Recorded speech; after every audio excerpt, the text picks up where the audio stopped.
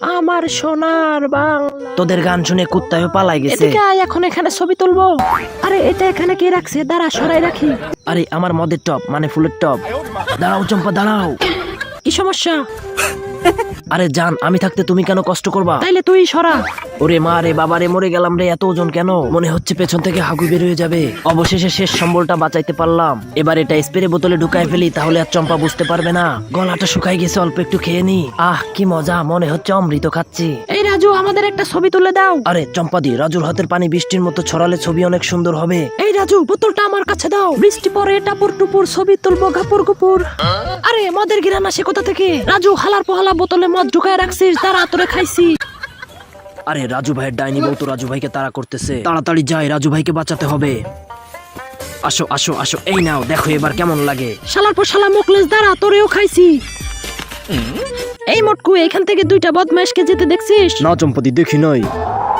আরে এরা কারা? এদিকে আসো সুন্দরী, তোমার সাথে কথা আছে। আসলে আমি তোমাকে ভালোবাসি, এটাই বলতে আসছিলাম। হ্যাঁ, তাইলে এই নাও চুম্মা। রাজু ভাই পালান পালান পালান। ধন্যবাদ মুকলেশ, সঠিক সময়ে সাহায্য করার জন্য। আরে মুকলেশ দেখ, বুড়ি লোকটা কাজ করতেছে, চল গিয়ে সাহায্য করি। আরে রাজু তো বুড়ি লোকটাকে সাহায্য করতেছে। যতটা খারাপ রাজুকে মনে করি, রাজু ততটাও খারাপ না। হুদাই কলা গাছ কেন কাটতেছো? আরে চম্পা, আজকে তোমাকে স্পেশাল কলা গাছ ভাজি খাওয়াবো।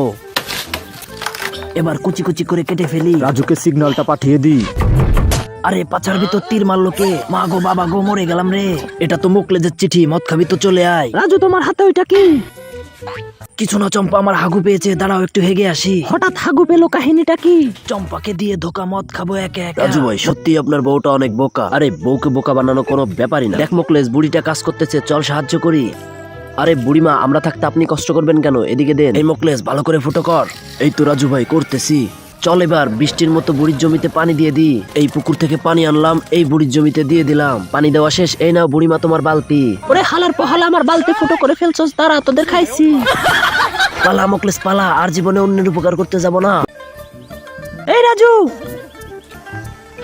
কি করছো উপরে? বই পড়তেছি, দেখতে পাও না? এত পড়তে হবে না, নিচে এসে মাছটা কেটে দাও। বিয়ে করে বিপদে পড়ছি, শালি শুধু আমাকে দিয়ে কাজ করায়। মুকলেশকে একটা সিগন্যাল পাঠিয়ে দি। আরে এটা কি? এটা তো রাজুর সিগন্যাল। আসলে কি ভাঙাড়ি? ভাঙাড়ি বিক্রি করবেন ভাঙাড়ি? এই ভাঙাড়িওয়ালা, এদিকে আসো। ম্যাডাম, কাগজে তো বেশি দাম নাই, এই ওয়াশিং মেশিনটা বিক্রি করবেন? হ্যাঁ হ্যাঁ, ওইটাও নিয়ে নাও। এই এক কাজ ধর। জোর লাগাকে হেচ্চা। কিরে, তোরা সকালে খাস নাই? সর, আমি উঠাই দিতেছি। এই দেখ কত সহজ। ধন্যবাদ ম্যাডাম। কাহিনী কি বুঝলাম না, এত ওজন মনে হলো কেন? এই দাঁড়া দাঁড়া, রাজুকে বের করতে হবে। কিরে রাজু, বেঁচে আসোস? হ মুকলেশ, বেঁচে আছি। এই দেখ, তোদের লেগে কিনে আইছি। রাজু ভাই, অনেকদিন পরে তো বড় মাছ খাবো, অনেক মজা হবে। মাছের সাথে একটু মদ হলে কেমন হবে বলতো? পুরো জমে যাবে রাজু ভাই। কিন্তু এটা আনবো কেমনে? আরে রাজু ভাই সব পারে। আসসালামু আলাইকুম বড় ভাই, লিচু খাইতেছেন নাকি? এই রাজু, আমার লিচুতে হাত দিবি না। আরে ভাই, আমি তো আপনার লিচু নিতে আসি নাই, আমি তো শুধু জানতে আসছি আপনি কোন বাজার থেকে লিচুটা কিনছেন। আরে পাত দিল কে?